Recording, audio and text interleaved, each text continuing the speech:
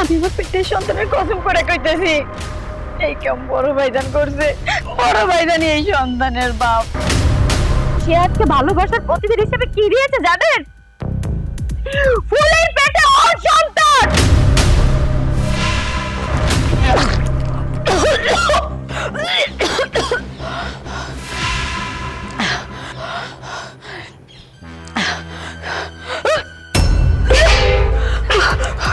ফুলি, তোর কি হয়েছে? তুই বমি করতেছিস কেন? কিছুই তো বুঝতেছি না খালা, হঠাৎ করে সকালে বমিটা হইলো। কেমন লাগে খালা? মনে হয় গ্যাস হয়েছে। কাল সন্ধ্যায় বেশি করে তেল দিয়ে মুড়ি মাখা খাইছিলাম না, ওই জন্য গ্যাস হয়েছে। আচ্ছা চল, তোর ঘরে না ওষুধ খাওয়াই। বৌমা, খুব খারাপ লাগতেছে? হ খালা। বৌমা, কি হয়েছে? চিল্লাপাল্লা করছেন কেন? দেখো তো ফুলি বমি করতেছে। কি হয়েছে? বমি করতেছে মানে? হ্যাঁ। তেমন কিছু না ভাবি, মনে হয় কাল রাতে একটু বেশি তেল দিয়ে মুড়ি মাখা খাইছিলাম, এই জন্য গ্যাস ফর্ম করছে। আরে কালকে আমরা তো সবাই মুড়ি মাখা খাইলাম, তোর একাই সমস্যা হয়েছে? কই আমগো তো কোনো সমস্যা হইলো না। হ্যাঁ তাই তো, মা তো একদম ঠিক কথা বলেছে। আর তাছাড়া ইদানিং তোকে একটা কাজের কথা বললে তুই দেখি যে কাজে যে ঝিমাস, আমার কেন যেন মনে হচ্ছে তোর অন্য কোনো সমস্যা হয়েছে। সত্যি করে বলতো তোর কি হয়েছে? না ভাবি জান, তেমন কিছু হয় নাই। গরম পড়ছে তো, এই জন্য অল্প কাজ করলে একটু ক্লান্ত হয়ে পড়তেছি। আপনি টেনশন করেন না, একটু রেস্ট নিলে ঠিক হয়ে যাইব। ফুলি, সত্যি কথা বলতো, গরম তো আমাদেরও লাগে, তা আমরা তো বমি করি না, তুই কেন বমি করতেছ? হ্যাঁ তাই তো, তুই বললেই তো হবে না, তোর হাব ভাব দেখে মনে হচ্ছে তোর কিছু একটা হয়েছে। সত্যি করে বল তোর কি হয়েছে? ইদানিং যেমন করে হাঁটিস মনে হয় যেন তুই একটা গর্ভবতী মহিলা। চলাফেরা দেখলে মানুষের বোঝা যায় কে গর্ভবতী আর কে গর্ভবতী না। মা, একটু চেক করে দেখেন তো ওকে। ভাবি কি কইতেছেন? আপনার মাথা ঠিক আছে? কি ভুলভাল কথা কইছেন খালাম্মা। ভাবি কি যে কইতেছে? আচ্ছা রাখ, তোর কি মাথা ঘুরায়? হ্যাঁ, একটু তো ঘুরায়। আচ্ছা দেখি দেখি, তোর চোখটা দেখি। আচ্ছা তোর জিহ্বাটা দেখি। যা ধারণা করছি ঠিক তাই। সত্যি করে বল, তোর এই বাচ্চার বাবা কে? কি হইতেছেন খালাম্মা? আমার কিন্তু এগুলো শুনে ডর করতেছে, ভয় দিয়েন না। সত্যি খালাম্মা, আমার কিছু হয় নাই, আমি একটু রেস্ট নিলে ঠিক হয়ে যাবো। আমি যাই 2 ঘন্টা ঘুমাই, তারপর উঠে সব কাম করুম নে। ফুলি, তুই কোনো ভয় পাস না, আমি তোর সাথে আছি। সত্যি করে বল, এই সন্তানের বাবা কে? খালাম্মা, ভাবি যান আমার সাথে এই কাম করছে। ভাইজান, ভাইজান? আমার ছেলে বাহির থেকে আসলো শুক্রে 8 দিন, আর তুই বলছিস ভাইজান?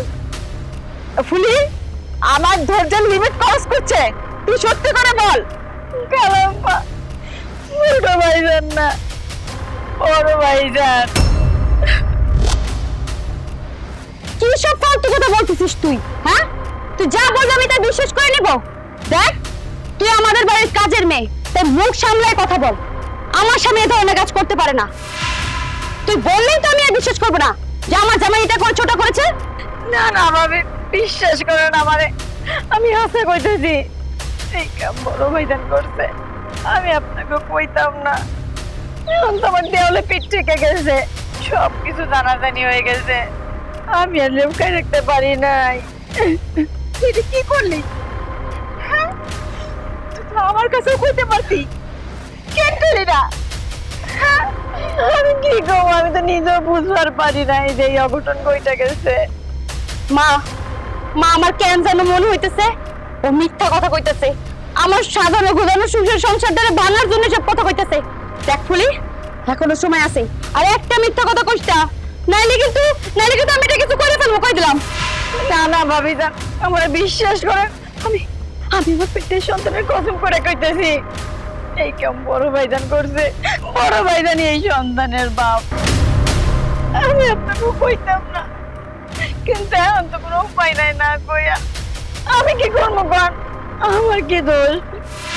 বড় ভাইজান আমার কত স্বপ্ন দেখাইছে, কইছে আমার বিয়ে করব, আমার নিয়ে সংসার করব, আমার নিয়ে দূরে চলে যাইব, আমার অনেক কিছু খাওয়াইছে, আমার মেলার থেকে চুরিও কিনা দিছিল। আমি কিছু কইবার পারি নাই, কোন যে ভাইজানের কথা ভুলে এমন পাপ করে ফেলাইছি আমি নিজেও বুঝবার পারি নাই। ভাবি আমাকে ক্ষমা কইরা দেন, কালাম আমার মাফ কইরা দেন। মা, একজন মেয়ে সবসময় মিথ্যা বলতে পারে, কিন্তু তার গর্ভের সন্তানের গায়ে হাত দিয়ে কখনো মিথ্যা কথা কইতে পারে না। আমার কেন যেন মনে হইতেছে ফুলি মিথ্যা কইতাছে না, সব সত্য কথাই কইতাছে। আপনার ছেলে আমার সাথে বাটপারি করছে। আমি আপনার ছেলের সাথে সংসার করবো না, আমি আজকে আমার বাবার বাড়িতে চলে যাবো। মামা, মামা কথা শোনো। ভাবি, কালাম্মা সব দোষ আমার, আমার জন্য আপনাকে অনেক অশান্তি করতেছে, আমার জন্য ভাবি সংসারটা ভাঙ্গে যাইতেছে। কালাম্মা, বোমা, বোমা, কি ব্যাপার? তুমি ব্যাগ নিয়ে কোথায় যাচ্ছ? চুপ করো, আর একটা কথা বলবা না। তোমার এই ভালো মুখোশের পিছনে সব লোক রাখো। আমার বিশ্বাস নিয়ে তুমি গেছো, তোমার যেটা আমারই ভালো লাগে না, অন্য কারো ভালো লাগে আমার আগে বলতা, আমি চলে যেতাম তোমার জীবন থেকে, তারপরে তুমি নোংরামি করতা। আমি টাকা বুঝে তুমি কেন নোংরামি করলা? আমি কখনো তোমার থেকে এমন আশা করিনি যে তুমি এতটা জঘন্য। কি হয়েছে বৌমা, এত চিল্লাচিল্লি কেন? আর বৌমার হাতে ব্যাগ কেন? কোথায় যাচ্ছে বৌমা? কি হয়েছে জানতে চান? কি করে আমি বলবো আপনাকে?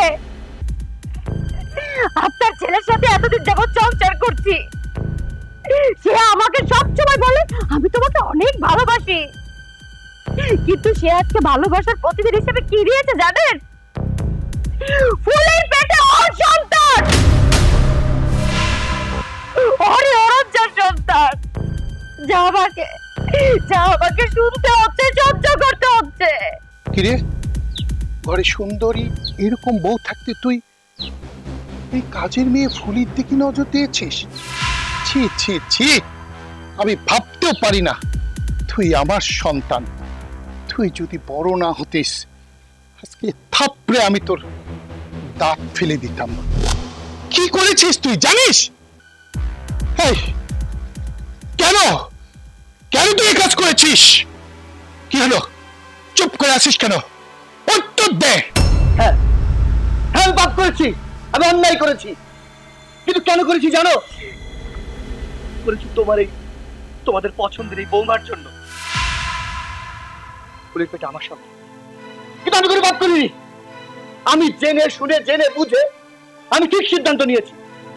আজ 7টা বছর আমি ওর সাথে সংসার করছি, কিন্তু একটা সন্তানের মুখ আমি দেখতে পারি। আমার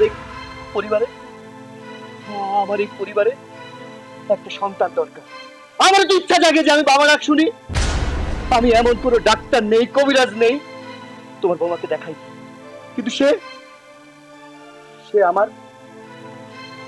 আমার মনের আশা, ইচ্ছা কোনো কিছুই পূরণ করতে পারেনি। তার কারণ আজকে যদি আমি তোমাদেরকে জানাতাম, বলতাম, তোমরা আমার কথা মানতে না। তোমরা বলতে, খোকা ধৈর্য ধর, ধৈর্য ধর, ধৈর্য ধর, ধৈর্যের একটা সীমা আছে। আমারও ভালো লাগছিল, এই জন্য আমি এর সাথে অন্যায় করেছি, ঠিক করেছি। তোমার ছোট ছেলের কোনো দোষ নেই, সব দোষ আমার সন্তান হচ্ছে। তোমরা ওর সাথে আমার বিয়ে দিয়ে দাও, আমি ওর সাথে সংসার করব। প্রয়োজনে আমি ওকেও সংসারে রাখবো, কারণ একটা মানুষের 2টা স্ত্রী থাকতেই পারে। না বাবা, একটা মানুষের জীবনে 2টো স্ত্রী থাকতে পারে, কিন্তু 2টো ভালোবাসার মানুষ থাকতে পারে না। ও আমাকে আগে বলতো যে আমার সন্তানের দরকার। আমি কি কম চেষ্টা করেছি বাবা? কত জায়গায় গিয়েছি একটা সন্তানের আশায়, আমার কি মা হওয়ার ইচ্ছা জাগে না? এখন যদি কোথাও আমাকে একটা সন্তান না দেয়, তার জন্য কি আমি সারাটা জীবন নিজের স্বামীর বা অন্য একটা মেয়েকে দিতে পারি বাবা? আপনি বলেন। থাক, আমার এখন আর কোনো কষ্ট নেই, কারণ আমি তো সন্তান দান করতে পারিনি ওরে। যেহেতু ও ডিসিশন নিয়েই নিছে, যে ওই কাজের মেয়ের সাথে সংসার করবে, কাজের মেয়ের সন্তান, তার সন্তান, সেখানে আমার কিছু বলার নাই। আমি আর এই সংসারে কারো কাজের বোঝা হয়ে থাকতে চাই না। আমি চলে যাচ্ছি বাবা। দাঁড়াও বৌমা, আমি দেখছি, আমি এখনো মরে যাইনি। তোমাকে আমি এ বাড়ি থেকে যেতে দিতে পারি না। তুমি আমার ঘরের লক্ষ্মী, আরে ঘরের লক্ষ্মী চলে গেলে বাড়ির স্ত্রী নষ্ট হয়ে যায়। ছোট খোকা, যখন তোর ভাই বিয়ে করে আনে তখন তুই খুব ছোট ছিলি, জানিস? তোর মা তোকে খেতে দিতে দেরি করলেও বৌমা তোকে সব সময় তোর খাবারটা আগায় দিত, তোর কাপড় চোপড় ধুয়ে দিত, তোকে সন্তানের মতো লালন করত। আজ এই চরম দুর্যোগের মধ্যে তোর বাবা তোকে একটা কথা বলছে, তুই রাখবি না? এই দেখ, তোর ভাবি চলে যাচ্ছে। তোর ভাবিকে আটকাতে গেলে সবচেয়ে বড় সিদ্ধান্ত যে তোকেই নিতে হবে বাবা। আমি বাবা হয়ে এই কথা তোকে কখনোই বলতাম না, কিন্তু আমি ফুলির প্রতিও অবিচার করতে পারবো না। ওর মা যখন মারা যায় ও তখন ছোট, আমার হাতে দিয়ে বলেছিল, ভাইজান আমার মেয়েটাকে দেখে শুনে বড় করেন। আমি জানতাম না তোর ভাই আজকে এই কাজটা ওর সঙ্গে করবে। ওকে যে আমি ছোটবেলা থেকে মেয়ের মতো করেই বড় করেছি। তোর মাও ওকে মেয়ের মতো করে দেখে আসতো। আমি অনুরোধ করছি বাবা, তুই ফুলিকে বিয়ে কর। বাবা, ছোটবেলা থেকে আমি আপনার কখনো আবদ্ধ হইনি। আজকে ভাইজানের দুর্দিনে আর আপনার মান সম্মান রক্ষার্থে আপনি যেটা বলবেন আমি সেটাই করব। আমি জানি খোকা, আমি জানি আমি তোর উপরে জুলুম করছি, কিন্তু বিশ্বাস কর, এছাড়া আমার কোনো উপায় নেই। আমি বৌমাকে বাড়ি থেকে যেতে দিতে পারবো না। আমি ফুলিকেও মেয়ের মতো ভালোবাসি, ওকেও তাড়িয়ে দিতে পারবো না। ও চলে গেলে সমাজের লোক থুতো দেবে আমার মুখে, আমি সেটাও মানতে পারবো না। আমি খুব খুশি তুই আমার কথা মেনেছিস। মা, তুমি খুশি হয়েছো মা? রমেল, বৌমাকে নিয়ে ঘরে যা, তুমি ফুলিকে নিয়ে যাও, আমি আসতেছি। চল আমার সঙ্গে।